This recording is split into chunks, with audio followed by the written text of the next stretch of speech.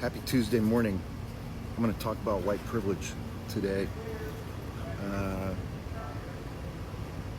and some examples that I've seen recently and some personal examples that I've had over the years with law enforcement.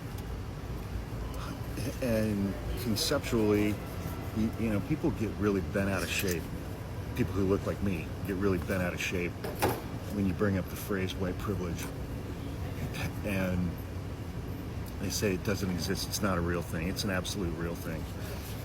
And you can look at the protests that we've seen over the course of this year, since Election Day, since Inauguration Day, and you compare the response to of law enforcement to the protests that we've seen that this year have been comprised, those protests have been comprised almost exclusively of white people. We haven't seen the militarized response on part of law enforcement. We haven't, that's certainly not the response that we saw in the summer of 2020 in response to the Black Lives Matter protests. And specifically, what I observed this past Saturday during the No Kings protest is that when I marched in the protest, my brother and I both marched together in the protest in San Francisco, I saw one motorcycle police officer about an hour before the protest was scheduled to start, and he was helping to direct traffic along the entire protest route from Dolores Park up Dolores Street to Market Street, down Market Street to Van Ness Street, Van Ness Avenue, up Van Ness, across Grove to Civic Center. Along that entire route, I did not see one single police officer at all. And the only other police officers that I saw that day were, after the march was over, there were a couple of motorcycle cops who were parked up against the Bill Graham Civic Auditorium looking at their phones. And you know, you compare these protests to the Black Lives Matter protests in 2020, the police response, the law enforcement response. I mean, I saw multiple videos, live streams of protests during the summer of 2020, where during the day police officers were mingling with protesters, taking photos with them, taking photos of them all like taking a knee. And then when we got close to dusk, those same officers would put their riot gear on and go to town and cause violence and cause injuries. And that's one observation. And that was quite obvious to me on this past Saturday. So what is white privilege? I mean, it can have a lot of different definitions in a lot of different contexts. But to me, it simply means that the color of my skin has never made my life more difficult. The color of my skin has never made specific instances or circumstances in my life more difficult or more dangerous. As well as there have been specific instances and circumstances in my life where I firmly believe that the color of my skin has worked to my benefit in a way that it would not happen for people who don't look like me. And you know, in 2020, I had been a gun owner when I lived in Ohio. I moved out here about 25 years ago. I hadn't owned any guns while I lived in San Francisco or California. In 2020, I decided it was time to get some firearms again. And two of the purchases that I made, I bought a very high-end, expensive AR-15 type rifle, and I bought a top-of-the-line optic to go on top of that. It's another version of a scope. I have a red dot optic where I look through that. There's a red dot. I put the red dot on the target that I'm shooting at the range, and it helps you hit your target. That type of firearm, I have the civilian version. It's a weapon that is issued to special forces in the United States military. It's a weapon that's commonly owned by law enforcement in the United States. and the optic that I purchased is also very commonly used by law enforcement in the United States.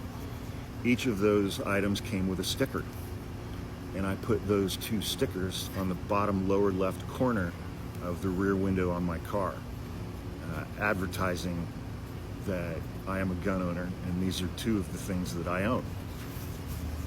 Since doing that, I've been pulled over 3 or 4 times for, mainly for things like speeding on Highway 5, either going to or coming from Los Angeles. In 2 or 3 of those instances where I was very clearly speeding by a significant amount, the CHP troopers, it was the same thing each time. They would come up, I'd have my license, registration, proof of insurance ready. They'd take that information from me, and they'd be like, hey, I noticed your stickers. Do you have any firearms in your vehicle today? And I would always say, like, nope, today's not a range day. Nothing in the car. No request that I step out of the vehicle, no request to search my vehicle, no demand that I open up the back of my car for them to look. Then they would go run my information. They would come back. They would see that I don't have any warrants, haven't had any moving violations in a long time. We would have a pleasant conversation about firearms, and then they would give me a warning and I would leave. And that was that. I think those interactions would have gone dramatically differently if I was not a white man. There was one time that I was pulled over on my way home from the gun range, and I told the officer, I have 2 handguns in the back of my car, my ammo bags on the front seat. I'm coming home from the gun range. And again, didn't put his hand on his gun, didn't draw his weapon, didn't point his weapon at me, didn't demand that I get out of the vehicle, didn't demand that I open up the back of my car and show him the guns, which I offered to do. And again, I got a warning and was sent on my way.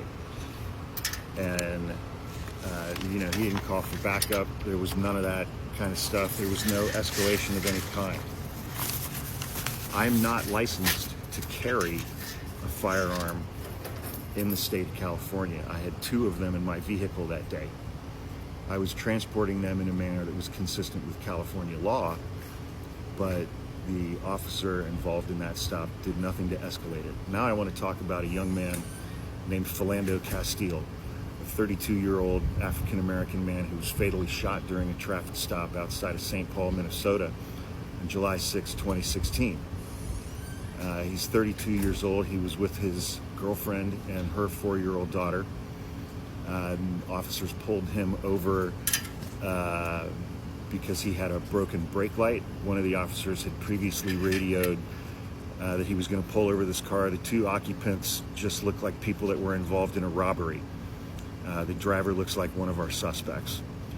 When they pulled him over, he said, officer, I am carrying a handgun. I am licensed to carry a handgun. The officer, whose last name was Yanez, said, well, don't reach for it. He was like, I'm not reaching for it. The officer said, don't pull it out. And Philando said, I'm not pulling it out. And the officer said, don't pull it out, and then fired 7 shots at Philando Castile. He hit him 5 times, twice in the heart.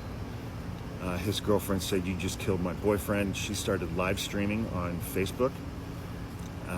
Mr. Castile died of his injuries despite lawfully carrying a handgun and having a license or a permit to do that, which he immediately informed the officers, the officer who came up to his window. And the officer shot and killed him anyway. Even though he didn't reach for his gun, the officer never saw his gun, but Philando Castile was black. That officer was charged with 2nd-degree manslaughter, 2 counts of dangerous discharge of a firearm, and he was acquitted by a jury following a jury trial. And so people who think that white privilege is not real, I would like you to watch this video. Some of the information here is anecdotal from my own personal experiences, obviously. But that's how those are some of the circumstances of how I have benefited from being a white man and a gun owner in the United States, even when interacting with law enforcement, that clearly those types of interactions would have gone a different way if I was not a white man. And I firmly believe that.